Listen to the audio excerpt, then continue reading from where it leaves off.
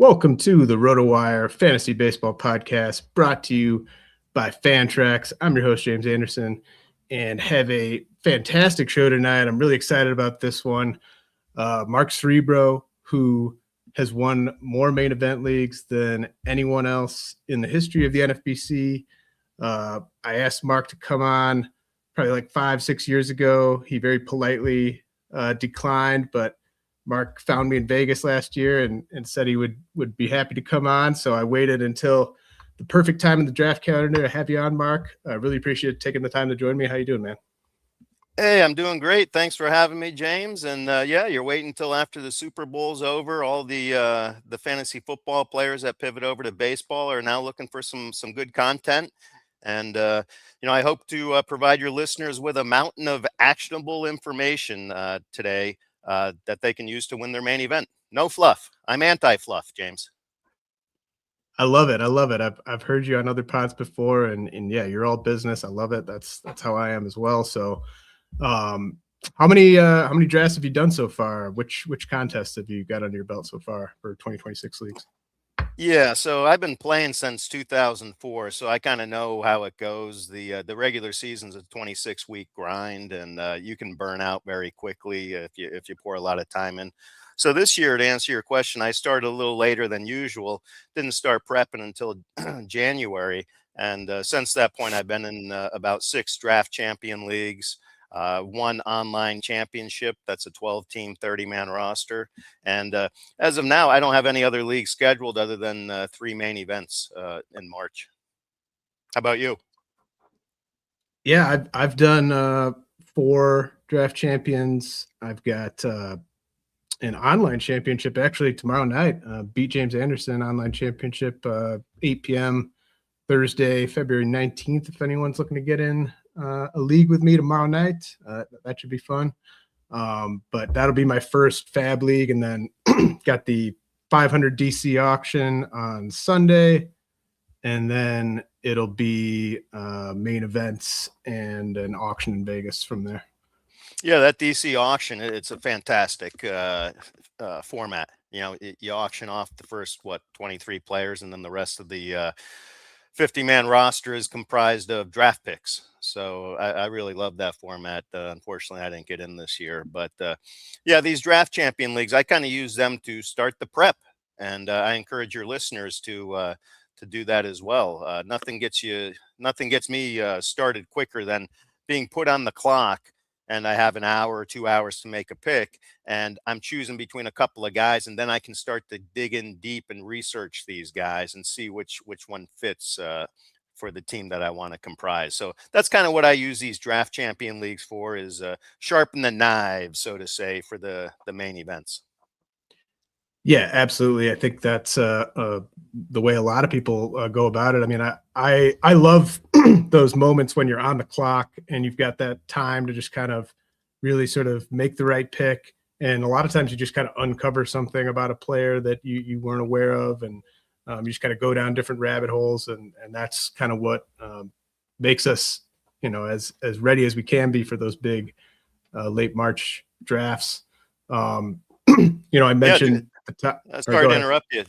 Draft day for me is the best day of the year. It's all downhill. It's all work after that. So I love participating in drafts, but I kind of hate the rest of it because it consumes so much time. Right. Well, yeah, it can be a lot of fun, just sort of tracking your teams if you're doing well. But yeah, the draft, nothing beats it, especially being in that big Saturday room in Vegas. Can't wait for that. I mentioned you've won more main event league titles, 14, than anyone else in NFBC history. Next closest is Steven Japinka with 11. So you're far and away the leader there in main event league titles.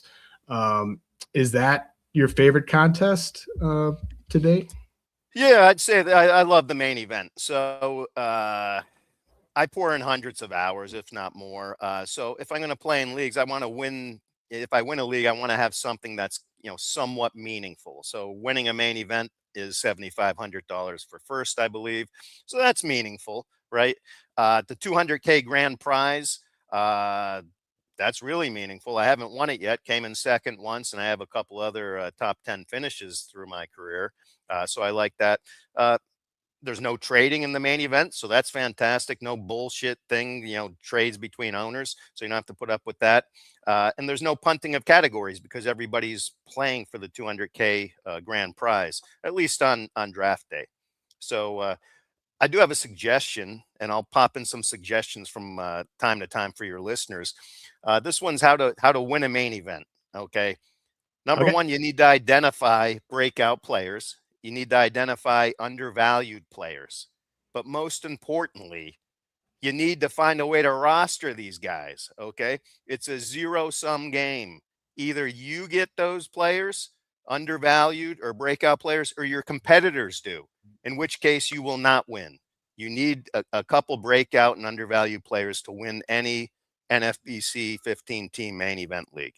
So that's a tip for your listeners. I'll give an NFBC plug real quick. The only place I play fantasy baseball is the NFBC. That's the National Fantasy Baseball Championship. If you're like me and you poured in like hundreds of hours, I'm going back to the early 90s. I used to play like ESPN and Sportsline and Yahoo, where you win like a t-shirt or a banner or something like that, and you pour in hundreds of hours. Thankfully, high stakes events came along, fantasy baseball and fantasy football, and I took the leap, and I'm very glad I did. It's been a huge part of my life since 2004. So NFBC, only place I play, fantastic competition, big prizes. I will say when it comes to me being the career main event leader right now, I see there's a bunch of guys loading up on main event teams this year. Like Phil Dussault's signed up for 11 main events. I think there's another player signed up for 11 main events. So there might be some folks passing me out. I certainly won't do 11. It's just too time consuming. I'll cap myself at maybe 3 or 4. But there are some players trying to get there on volume. Yeah, no doubt. I mean, it's one of those things where, I feel bad for I'm sure there's a lot of our listeners who would love to play in the main event, can't afford to be in it. But I think for my money, it's the most fun, kind of purest, at least, snake draft, auctions are kind of a different thing, but absolutely love the main event. Now we'll get back to the main event, and we're going to get back to some aspects, specifically building out your main event pitching staff that could help people potentially take a main event league down this year. But first, I know you've got a couple bold takes, and I'm really excited to see what they are. So you care to give us your first bold take, Mark? Yeah, I got a couple of them here. So I know these are bold. Most people aren't going to ride with me on these, and that's fine. Frankly, I don't care. What I do is I'm going to lay out my case to the jury and let the evidence speak for itself. Okay, first, and then you let me know what you think, James. Yeah, like what's the percentage chance of this actually happening? Sure. So Robert Suarez ends up with more saves than Raciel Iglesias this year.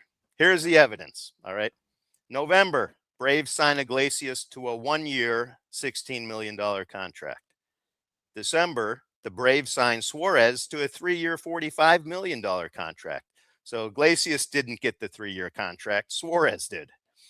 The Braves temporarily removed Iglesias from the closer role last June due to severe underperformance. So there is precedent for the Braves pulling him from the job.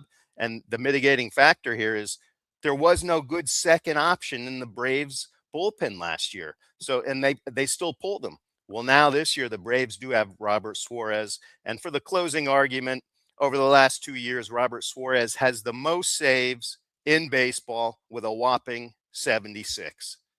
What do you think, James? Yeah, I this is one where I'm kind of I think it's closer to 50-50. And I think your case, like, oh man, it's a convincing case, man. I don't have any Raisel Iglesias. It is kind of weird that one, the ADPs are so stretched apart versus like the Brewers situation where they were kind of bunched together more. I think drafters are hinging upon what the GM or someone said, that Iglesias is our closer this year. That don't mean shit to me. Last year, he was their closer. They still pulled him. So I'd love for somebody to make a case that Iglesias is the closer this year over Suarez, that he gets more saves than Suarez. Somebody build the case for me other than the GM said Iglesias is the closer day one. I'd love to hear somebody build that. Yeah, no, I'm just going to read their ADPs. I just want to put that on record in case you push the ADP in one direction. People can have a timestamp here for this. So 95 is Iglesias's ADP. I didn't take the time to filter leagues, but then Robert Suarez at 160, something like that. Yeah, man, so I don't know. Caution for your listeners. I'm not saying run out there and get Suarez at all costs. I'm saying if Suarez dips and you need a second closer, why not take a shot at that? I built the case, try and poke holes in it. You know, that's all any of us do with any of these players. You build the case why this player is going to be valuable to you in your roster construction. I think I built a very good case. We'll see if I'm right or wrong. Drafters say I'm wrong, but welcome to my world. I go against the grain. But to your point from earlier in the show about, you need breakout players, like Suarez wouldn't be a breakout from a sense that he hasn't done it before, but he'd be a breakout relative to his cost if everyone just was like, Suarez is Atlanta's closer, he's going to be the closer all season, he's going up by David Bednar, right? Right. Yeah. Well, I mean, Iglesias is no pushover either. So I generally don't like getting a closer when there's a pretty darn good second option. So I'm definitely fading Iglesias this year. He won't be on any of my teams. Suarez, I will pick up if the price is right. Let's put it that way. All right. Well, Mark's got a second bold take for us. I love that. Now there's going to be some people cringing here, James, on this one, because some people have invested some heavy draft capital in this guy. All right. And once they hear the name, they'll be like, oh shit, here we go. Nick Kurtz. All right. Oh boy.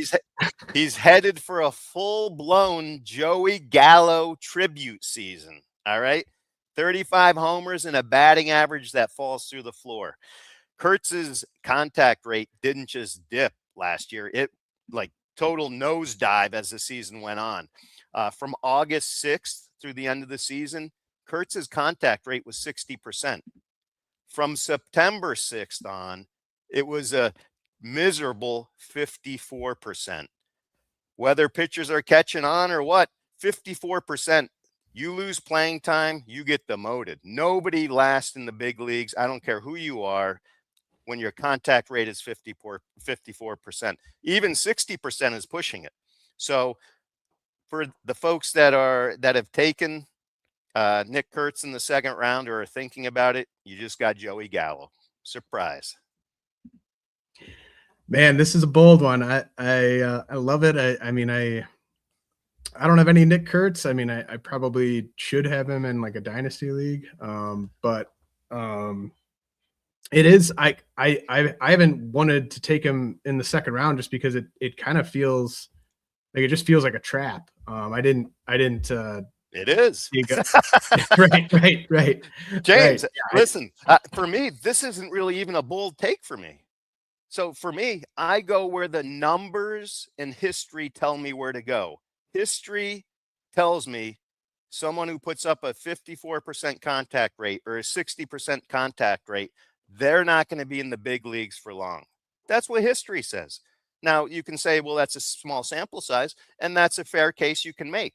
You can make that case with Kurtz on your team. I'm going to try and win the main event without Kurtz on my team. We'll see who does better. Yeah, I mean, I think I'm going to bet against the full take being correct. I don't think we're looking at a Joey Gallo. I don't think he's going to have a 50% contact rate in April. But I think what I think Nick Kurtz is going to do is basically exactly what I think Brent Rooker's going to do. And they're going 30 picks apart or whatever. So and then first base, there's just so many of these similar first basemen going after Vlad, and some of them are going in the fourth round, some are going in the fifth, sixth round. So first base is I never liked this year, to your point. Yeah. I never liked the resource allocation there. Early second round. I almost kind of feel fortunate at sort of how high the ADP has been on him that just he's never really been in a tempting spot. But I hear you. Obviously, what he did, the first couple months, 3 months count too, and just having that type of a debut age 22 season, pretty rare stuff. But definitely wise words of caution there if people are just expecting him to. He plays in a great park, so that's good. He's got massive power. It's just the contact percentage, and partly the first base is so loaded this year. Why take somebody with a 60% contact rate in the second round? I won't do it. Yeah, I think that's and I like I love that you're just kind of it's a bold take, but you're backing it up with stats, right? Yeah, and I know you said, hey, the first half counts for something. Well, it does, but these first year players that come up, you never know what pitchers are going to find out and exploit some type of weakness against him. And his contact rate grew worse and worse as the season went on.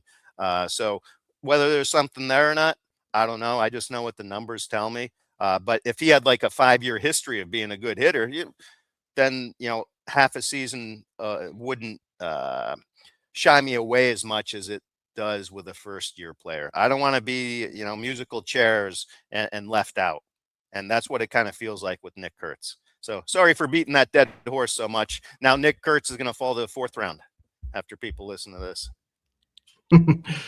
I'll throw out, like, I know Jack Caglione chases way more than Nick Kurtz, but they were ranked very closely on my prospect rankings about a year ago, and Caglione had a 75% contact rate last year. Yeah, listen, and you can get him in what, the 15th round? That's a risk you can take. 2nd round, why in the hell would you take that risk? Okay, well, like I said, James, I mean, your listeners, and you may not believe me, this is not a bold take for me. I won't even take Kurtz in the 3rd round. I've seen you at the draft table, man. We've been in leagues with you. I know you do what you want to do. You don't really care about ADP. So we're gonna head to a quick break. When we come back, I've got a whole list of questions for Mark about how to produce a league-winning main event pitching staff. But first, Fantrax is the most customizable fantasy platform in the industry, offering the greatest fantasy experience for your dynasty, keeper, redraft, and best ball leagues. Coming from another service, Fantrax makes it easy. Fantrax can import any of your current leagues and customize if needed. Fantrax offers the most in-depth player pool in the industry, including minor league players. Do you need customizable commissioner service for your fantasy league? Fantrax offers more customization than any other platform.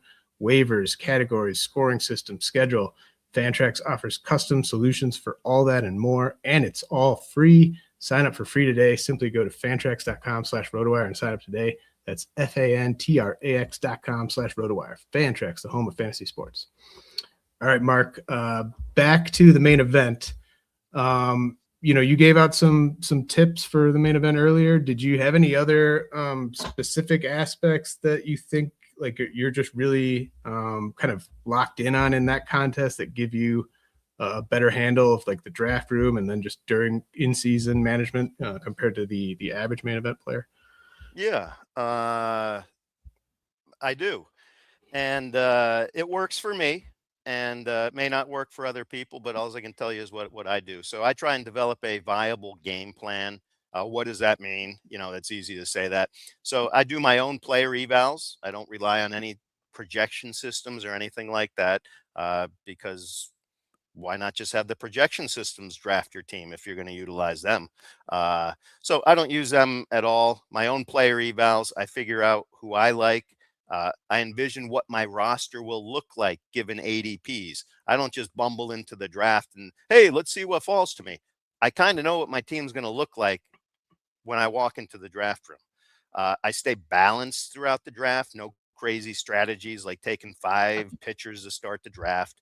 And this is key for key players. I like to take them off the board a round or two early.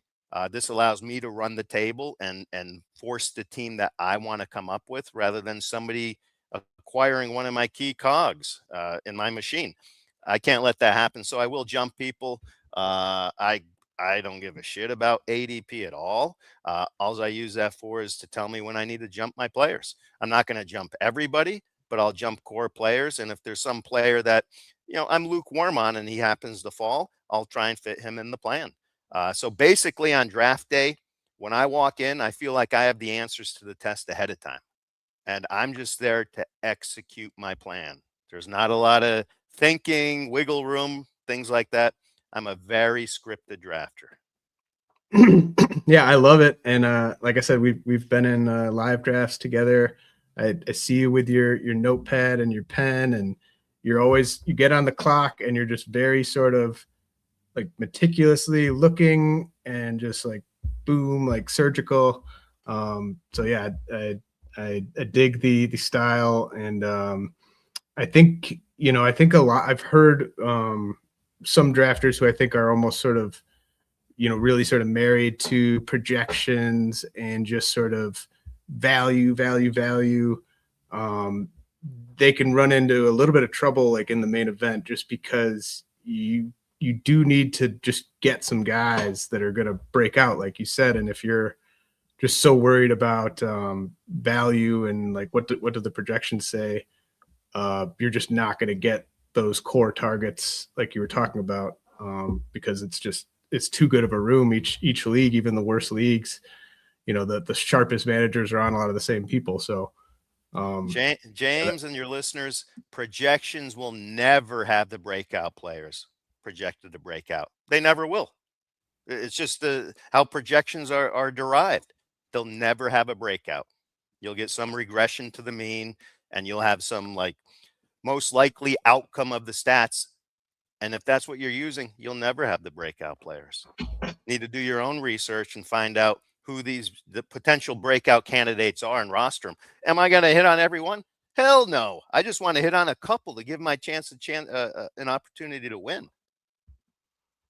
So I said we're going to talk about building a main event staff here. So I've got the starting pitchers who are going by February Draft Champions ADP.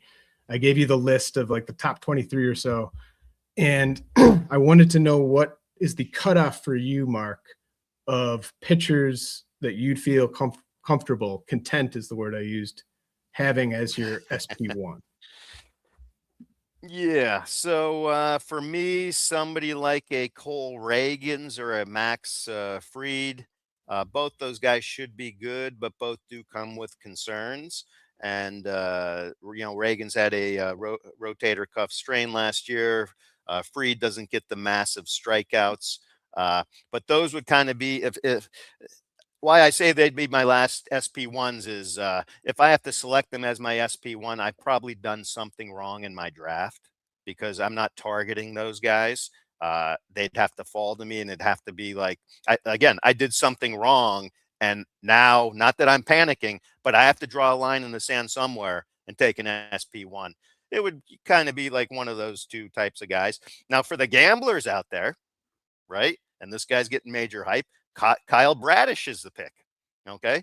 In the last 2 years, he's thrown a combined 71 innings in the majors. However, that's come with an excellent 2.8 xFIP and a 12 K per nine. So for the gamblers, that would be the pick. Me, I don't think I'll end up with him anywhere again, unless I do something wrong in the draft. I got my guys that I'm kind of focused on, and I'll find a way to get one of them.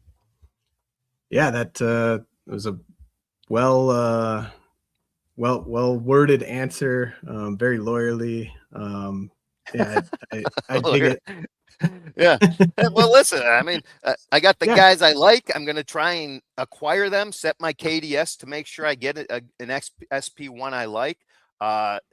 If something happens and I deviate from the plan, I could find myself in in jeopardy of getting one of these SP1s on paper, but am I really comfortable with them as an SP1? I don't like to do that personally. I like the nice peace of mind. That's just me personally. Everybody has their own draft philosophy. And I'll just, for the listeners, I'll just list the pitchers going ahead of Cole Reagans and Max Fried. So that's Skubal, Crochet, Skeens, Christopher Sanchez, Yamamoto, Brian Wu, Logan Gilbert, Sale, Hunter Brown, Hunter Green, and Jacob deGrom. Now, out of that group, James, I will say the one I'm watching most this spring is Christopher Sanchez. Okay, he dominated last year thanks to a velocity uptick of I think over 1 mile per hour from 2024, and that was on top of a 2 mile an hour velocity increase from 2023 to 24.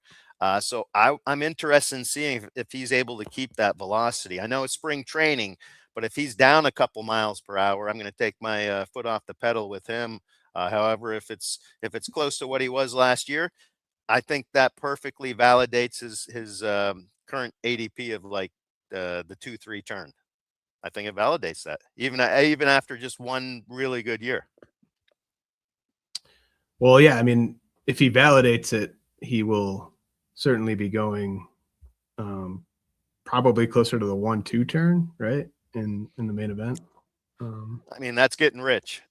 If you're taking him at the 1-2 turn, why not just take one of the big three in the first round? Well, they're not going to be there in the main, you think? Well, I mean, no. You set your KDS for like 7. Oh, yeah, like 7, 8, 9. You'll get one of those guys at 7, 8, 9. Right. I mean, you got to have that foresight though, and be willing to not chase Judge and Ohtani up there. But yeah, that's definitely one way to go about it. Yeah. Now, so that we covered SP1. Now, how much targeting goes on for you, Mark, with your SP2, SP3 picks? Are you often grabbing the same guys in a lot of your drafts, or are you looking to kind of diversify among a broader group? Obviously, you're not considering everybody, but how are you going about assembling your SP2 and SP3 throughout your leagues? Yeah, so ideally, every one of my picks will be a target. Right. Ideally, okay. So I'll basically have tiers of pitchers that I like in SP1, like a group of 4 or 5 guys that I like as SP1, 4 or 5 guys I like at SP2 and 3, so on and so forth. So obviously, I'll have my favorite in each tier. However, only one team can win the 200K, so why not diversify a little bit, especially with the higher draft capital? Imagine selecting Schwellenbach on all your main event teams before he got hurt. You'd be sick, right? So I diversify a little bit there, especially with the earlier draft capital. Now, once we hit the later rounds, I'm loading up on the same guys without hesitation. At that point, the misses don't matter as much. Okay. And you're dropping most of those guys anyway. So who specifically am I targeting? Yeah. I'll lay it out very simple.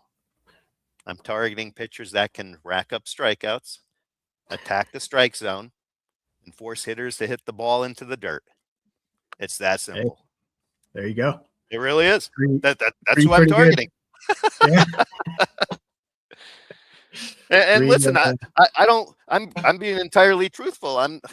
But I know a whole bunch of people won't put in any time into looking at that. So it's going to fall on deaf ears, unfortunately. But if the listeners out there, if you're looking up your fantasy baseball game, focus on those 3 things first when it comes to pitchers. Hey man, I'm sure a bunch of people will be looking up using some of those filters. I know people are just jumping in your leagues just to tail your picks, man. Yeah, I've seen a bit of that this year already. And the beauty is I'm using all these drafts early on is just like I'm trying to relearn the player pool because I play a lot of fantasy football. So I don't really follow any baseball. I don't watch any baseball games or anything.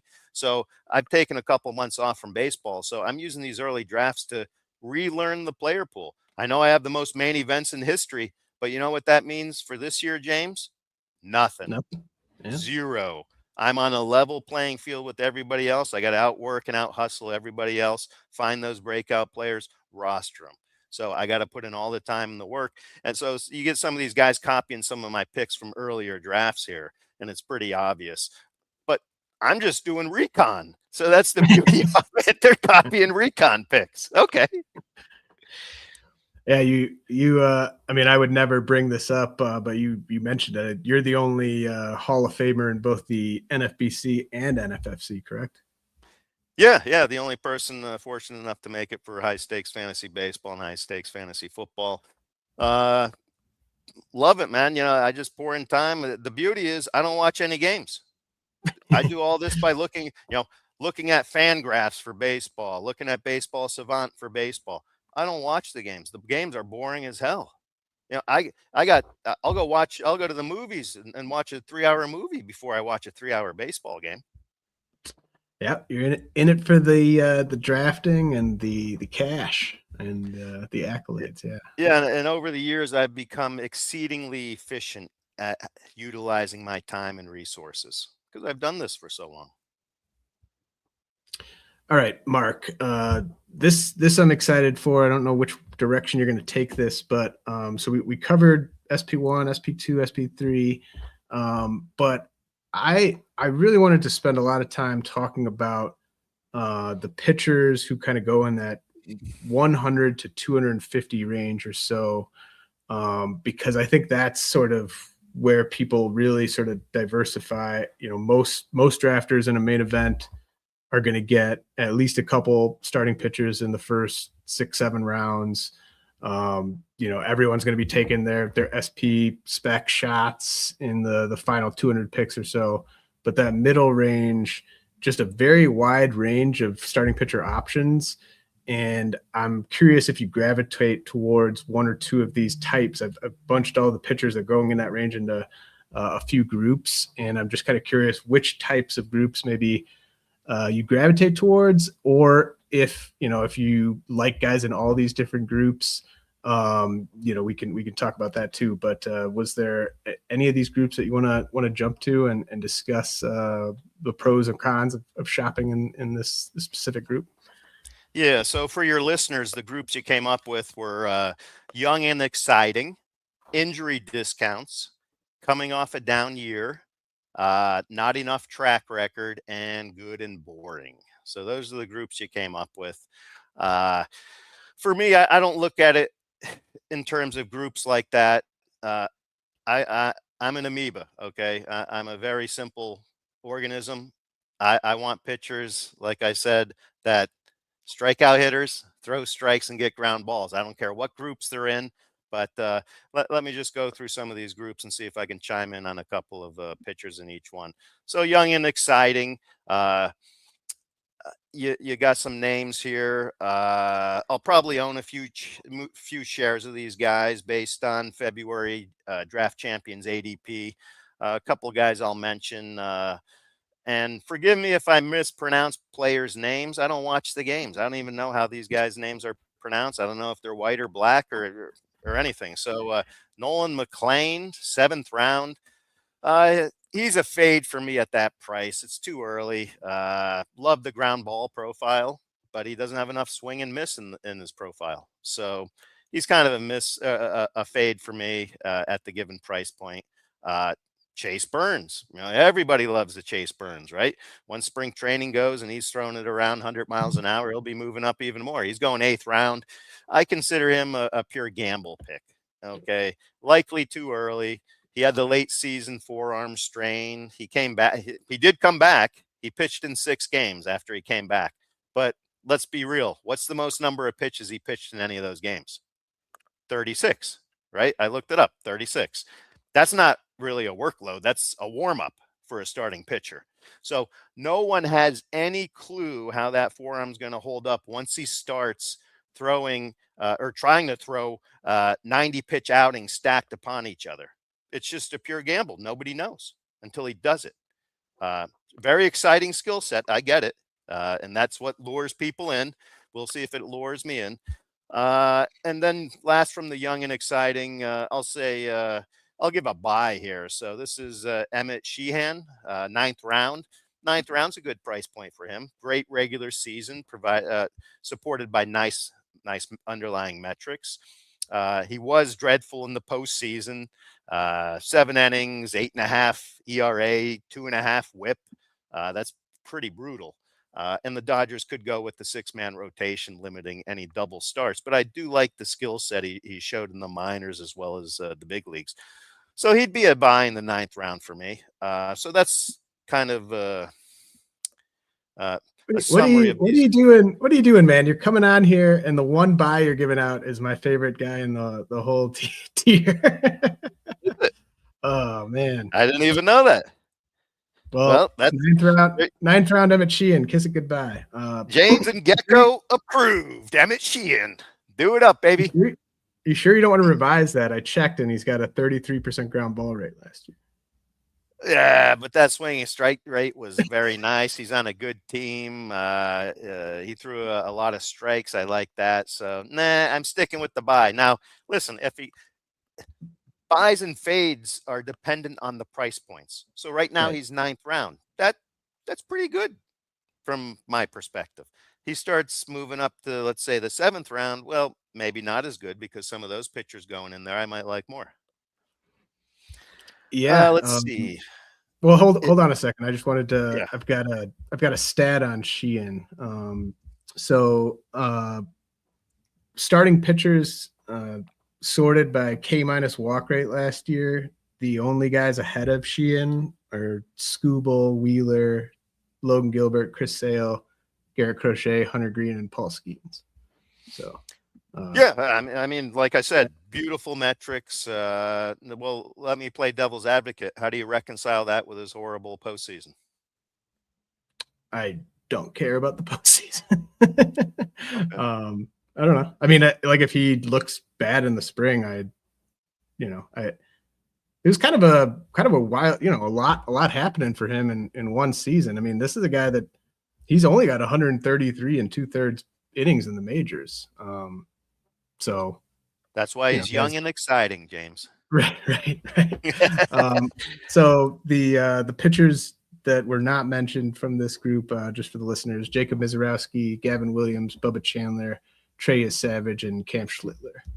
I mean, I got takes on all these guys, but I know you want to limit the show to like an hour or so. So I'm just picking a couple of guys. Yeah, you're picking the juiciest stuff. That's good. So injury discounts. What do you think? Yeah, so injury discounts in a 15-team main event with only 7 bench spots, no IL spots. I'm not really looking to babysit injured players if I don't have to. Last year I got smoked on Spencer Strider on a couple big teams I had, big money, and it really burned me. So right now I'm kind of shying away from most of these players on this list, unless they really fall.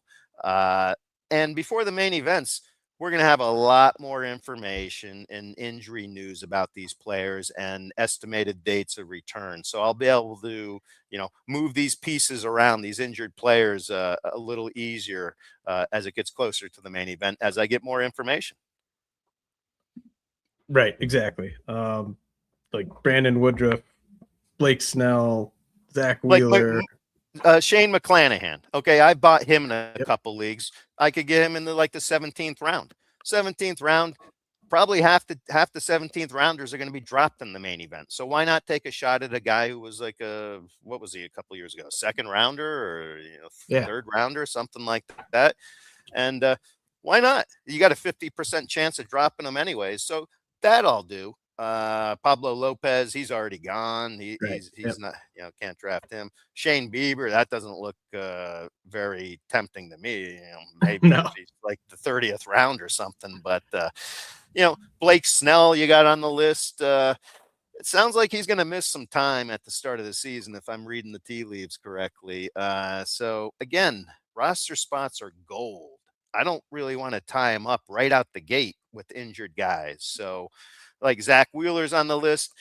He could be a nice pick, but he could, if he misses, let's say 3 to 4 weeks, he might be a nice pick in the, where's he going? Like 9th round, 10th round. if he happens to miss 2 months, I know. Now it's like 2 months, you're talking like maybe 17th, 18th round, something like that. It's just really aggravating. So I've been burnt before. So in the main events, I'm going to be a little lukewarm on these guys and maybe let other people roster them. So that's kind of the my take on the injury discount tier. Yeah, how often are you like stashing like more than one IL guy, like, or just more than one guy that you can't really use from period to period? Like, are you Well, I typically won't do that on draft day, James. Maybe one, but you, having played in the main events, you know, as you know, the first week you're probably gonna get hit with an injured guy you drafted. So you're gonna have to you got to carry him on the bench. So that's an unusable spot. So you start getting all these unusable spots. You lose out on the opportunity cost of picking up guys off the free agent wire that could actually be useful for you. Double start pitchers, you know. The Right. next hitter who plays in cores next week, you can't pick him up because you're holding 3 hurt guys and 1 minor leaguer on your bench already. Right. So I want to try and limit the guys, the unusable guys I hold on the bench. All right. How about the coming off a down year group? Man, I live in a world of what have you done for me lately, James? So this is probably the tier I like the least, coming off a shitty year. And by shitty year, I mean I don't care about the surface stats. So a pitcher's ERA could be 5.0. I don't really care about that. Again, what do I care about? Striking out hitters, throwing strikes, and forcing ground balls. That's what I care about. If a pitcher has bad surface stats, but those 3 things look good to me, I'll be buying them. But the guys you have listed here, Spencer Strider, let's see what his velocity looks like this spring. I think everything's tied to that. Again, he burned me last year, left a bad taste. So I don't have any shares of him this year. And again, spring training can change everything. So that's the other thing for your listeners. I reserve the right, and you should reserve the right as well, to change your opinion when new information presents itself. You have to be able to move very quickly on these things, because I guarantee you some of your competitors will be. You see a starting pitcher, their velocity is increased 2.5 miles per hour in spring. You better move them up your board, especially if you like them to begin with, because other people are, namely me. If I'm wrong, I'm wrong. But increased velocity generally produces better results for the pitcher in question. Yeah, I know some people, well, then they could get hurt. Well, that's possible too. Most pitchers get hurt at some point. So. Yeah, I mean, case in point, like you mentioned Christopher Sanchez earlier, like he just kept moving up boards all spring, and the people that kept drafting him higher and higher were the ones who reaped the reward. And if you got off of him when the price kept going up, you probably are turning off the pod right now, just for me reminding you of that. But very important point, James, that you just brought up, especially for people who've been drafting, over the off season here. Well, I could get Christopher Sanchez in the 10th round. No way I'm paying 7th round price for him now. He's moved up way too much. That's the wrong way of thinking about it. Yep. And obviously there's going to be like false positives like in there, or ones that just don't pan out for whatever reason. I just want to be more right than my competitors, James. I don't have to be right all the time. Yeah, but if you never take those shots, you'll never own them. Some other guys in this coming off a down year grouping: Michael King, Sandy Alcantara, Tanner Bybee, Aaron Nola, Jack Flaherty, Zach Gallen, Bryce Miller. I mean, I kind of, the guys I like in this group are almost more like DC type of picks. I don't know, like Tanner Bybee, Aaron Nola, and Jack Flaherty. Like I think they're going to be useful this year, but I don't think they have that breakout potential that you're kind of talking about earlier in the show. Yeah, unless they unveil a new pitch this spring and it looks like it's mowing down hitters, that's can change my mind on a pitcher. Absolutely. So what about the not enough track record group? This, like, some of this I couldn't fit everyone into a group, and Mark doesn't even care about the groups, but I threw Trevor Rogers in here, Tetsuya Imai, Mackenzie Gore, Edward Cabrera, Cade Horton, Shane Boz, Jack Leiter, just, you know, some guys that have some excitement around them, but guys that have only done it for half a season or something like that. Yeah. So let's see some guys. I got write-ups on everybody. Let's go Trevor Rogers here. Last year was easily his best season in terms of throwing strikes. It was phenomenal. Couple that with an increase in velocity and a ground ball tilt. He had a very nice season. Now, the question with him is, this is why he's in the group of not enough track record. Question is, can he run it back in 2026? Listen, I don't know the answer. He had a very nice year last year, and he checks a lot of boxes that I like. So that's, you know, where's he going? Like 12th round, James? Like pick 170. Yeah. So, I mean, that's a fair price. Let's go Mackenzie Gore. I think we're going to see him ramp up very quickly come these big drafts for the NFBC. Little do people remember, or maybe they do, through the middle of June last year, he was one of the best pitchers in baseball. Yep. Okay. I love the trade to Texas. Better park, better coaching, better defense, better team. And with DeGrom and Eovaldi there, there's no pressure on Gore to be the guy. Okay. Mm-hmm. So I'll put it out there. You know, he's a screaming value in the 12th round. Yeah. Yeah. You're looking for a guy to break out. I just listed all the things in the pro column. You kind of got to get that second half, or, you know, from mid-June till the last half of the season. Listen, I'm not sure what happened. I mean, have you looked into that, James, as to why he kind of faltered? Well, I know he had a 1-2 whip in the first half and a 1-7 whip in the second half. So, like, you know, fortunately threw way more innings in the first half. I know that it's not the first time he's worn down in the second half. I think that's like a trend of his, right? So that is just the big unknown. And I'm wondering, I love Gore. I was drafting him like on my first DCs, just hoping that he'd get traded because he just seems to have, you know, top 10 strikeout upside this year. But yeah, just can he keep going? And then, like, are you looking at his starts in July and just kind of tracking each one? It's like, oh, he had a bad start. Like, do I gotta start benching him? Like, I can see it right now. Gore is the type of pitcher that he starts mowing people down in April, and you get that feeling in your gut. I knew it, but I didn't draft him because I was afraid of that second half. I just knew it, but I couldn't take the jump. Not even on one of my teams I could roster him. Hey, in the 12th round, probably worth a shot on at least one team you have. Well, how early in the season is too early to take a Gore victory lap in 2026? Well, in this day and age, people take victory laps after one game. So, you know, what are you going to do? Let's see. Also from this not enough track record, I'd put down Shane Boz here. I mean, he's got the new home ballpark. And, hey, coincidentally, last year's home ERA, you know, in that minor league park was 5.9, and his road ERA was 3.8. Pretty interesting. So if things level off, you might be looking at a 3.7 ERA type of pitcher.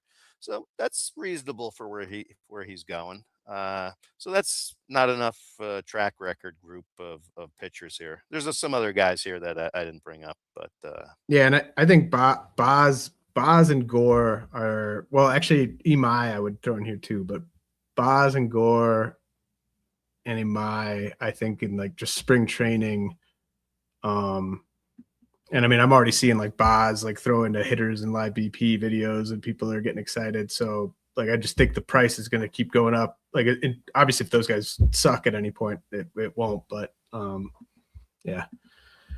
You have any thoughts on Imai at all?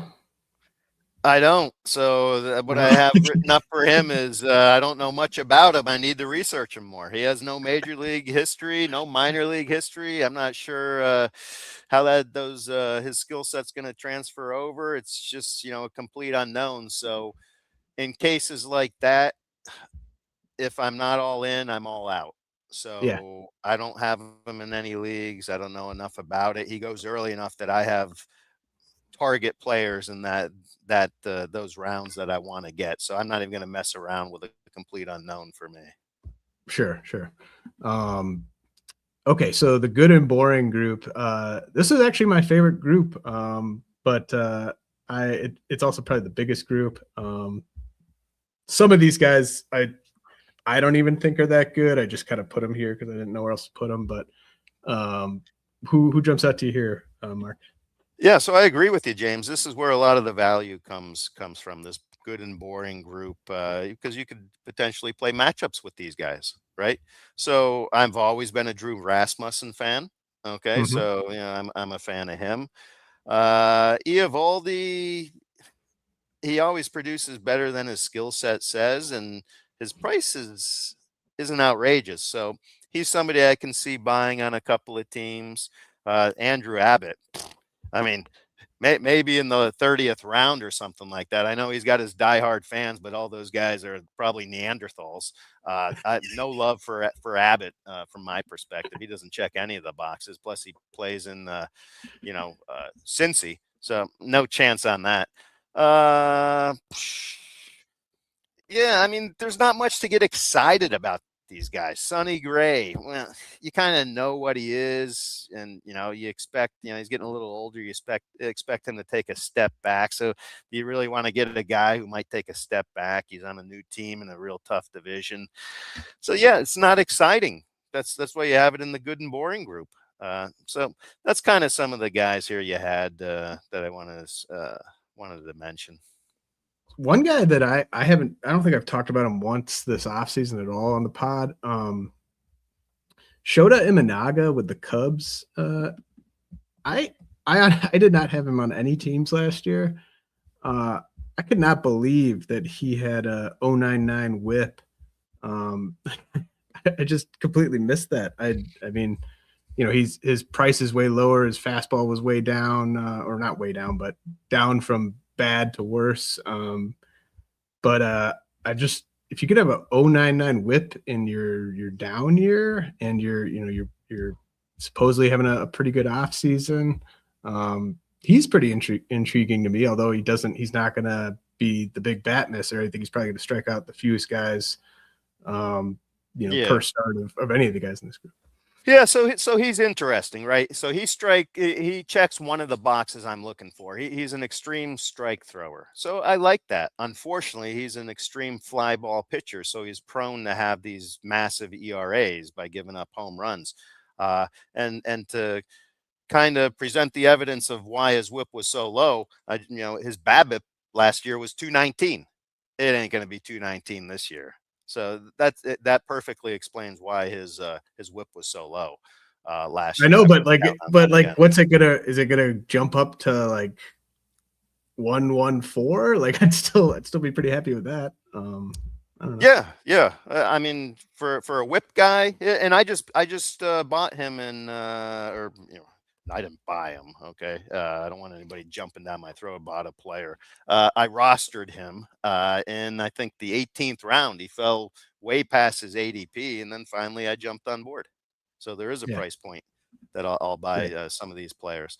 But yeah, extreme strike thrower, decent team, doesn't get the Ks that you want, and an extreme fly ball pitcher. That's why he's not a real target for me, but I'll take him at the right price.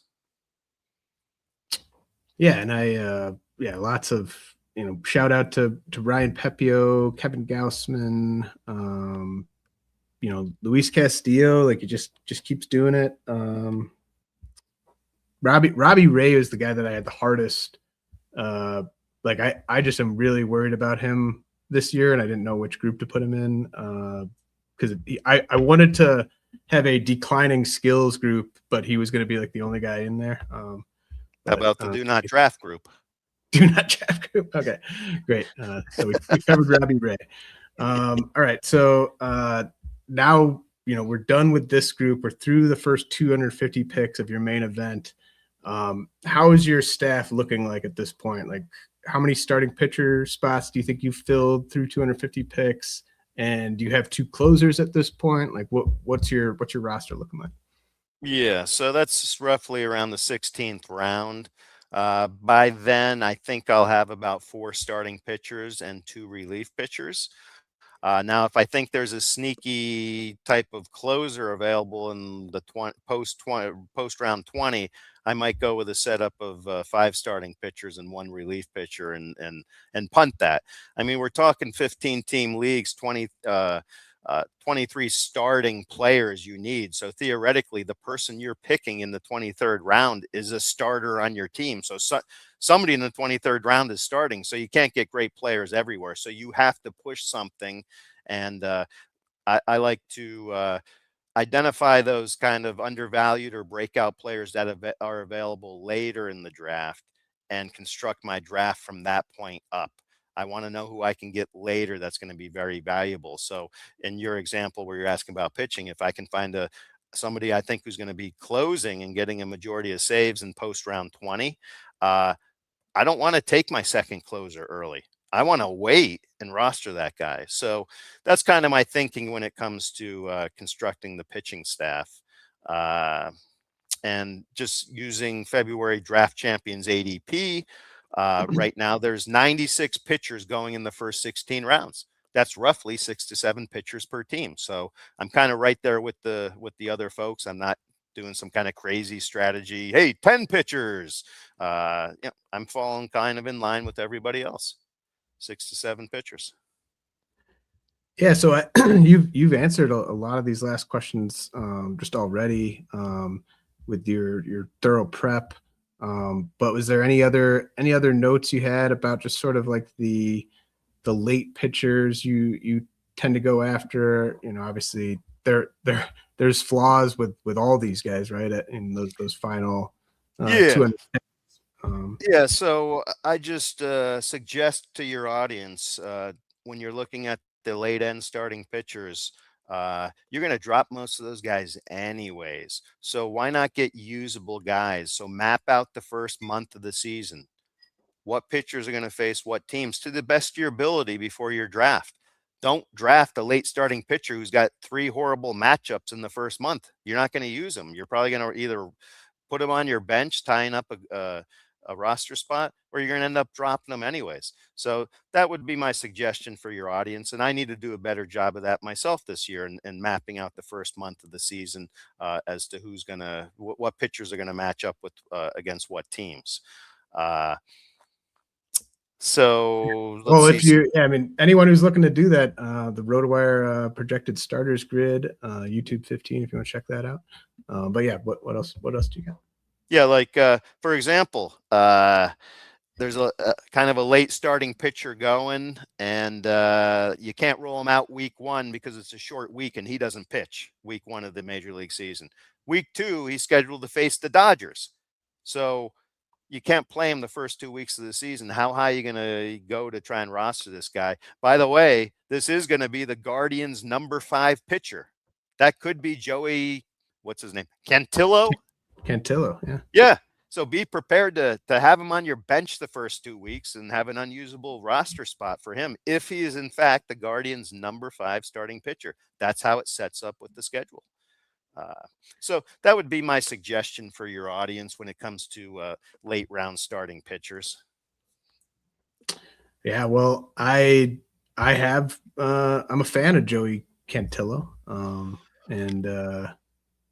Fortunately you don't have to take him as one of your top 9 pitchers. But yeah, that's definitely good to point out. And one of my questions was just going to be like, how much do you look at that early season schedule?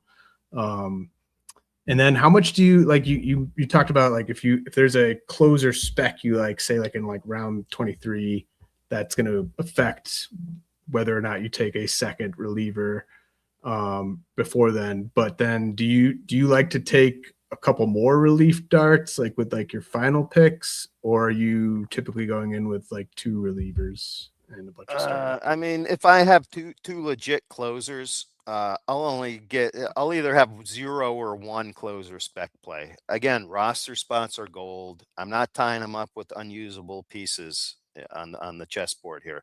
So if I have 1 legit closer and 1 suspect closer, I'll take 1 or 2 specs. I permit myself to do that. You know, the best guys I think that'll have some early season saves. But I can't stress it enough. Roster spots are at a premium. Don't waste them on unusable pieces. Awesome stuff, man. Anything else in your notes that we didn't get to? Let's see. Well, I got an interesting stat here. I mean, not that this is a bold take, but maybe that I was kind of surprised to see, but I figured I'd drop it on your audience here. So in the second half of last year, 7th round fantasy darling Jeremy Pena had a contact rate of 70.8%, 70.8. 9th rounder Joe Adell was 73.6. One of these players is mispriced in my book. Okay. Everybody looks at Jeremy Pena's strikeout rate as being very low, which it was, but his contact rate says regression is coming this year. So I found that interesting. Joe Adell actually had a better contact rate the second half than Jeremy Pena. Does that surprise you, James? Well, I knew Joe Adell's contact rate. I did not know Jeremy Pena's second half contact rate. So I knew, or at least I've been thinking Adell is mispriced. I think he should be going a round or 2 higher. Mm-hmm. And I just don't.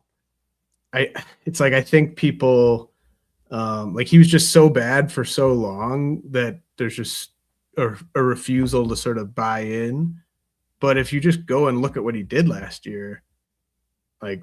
I don't really know what the holdup is. Hey, is that 73% contact rate's pretty good for a guy who can hit it that hard. I'm liking that, you know? Yeah. I mean, these types of guys, like the bad hit tool, just super tooled up guys, like a lot of them just don't make it at all. But when they do make it, it's usually just for like a 3 or 4 year run in like their mid to late 20s, where they're sort of their physical tools are still really good, and then their hit tool gets just good enough to kind of take advantage of them for a few years. So I think we'll have another good year from Joe Adell there. But that's an interesting point to point out with Pena. I haven't ended up with him anywhere, but he definitely was someone that I was not opposed to ending up with. So yeah, and you won't get that other than doing the research yourself or listening to your podcast. You're not going to get that in the projections. So yeah, Pena is somebody I'm fading, if you can't tell, just based on that, for his price point. And I guess the only other thing I want to tell your listeners is don't be a sheep. Okay, don't listen to groupthink. Do your own work, do your own evals, and either win or lose with the players you like. Not the players some projection systems tell you to take. That's it. Yeah, man. Really good advice. It's once you kind of are willing to sort of do your own thing to some extent, at least to whatever you're comfortable with, I think it just makes the game more fun, and you end up having some success as long as you put the work in. So great stuff, Mark. Thanks for coming on the show for the first time. Really enjoyed it. And I assume I'll probably see you in Vegas, right? No, I can't make it this time. So okay. I'm just online this year, but looking to get back next year. I'm going to miss it though, baby. Yeah. Well, hopefully we'll see you there in a future year, and hopefully talk to you again not too far down the road. But thanks for coming on, Mark. And you got it, James. Yep. Thanks, buddy.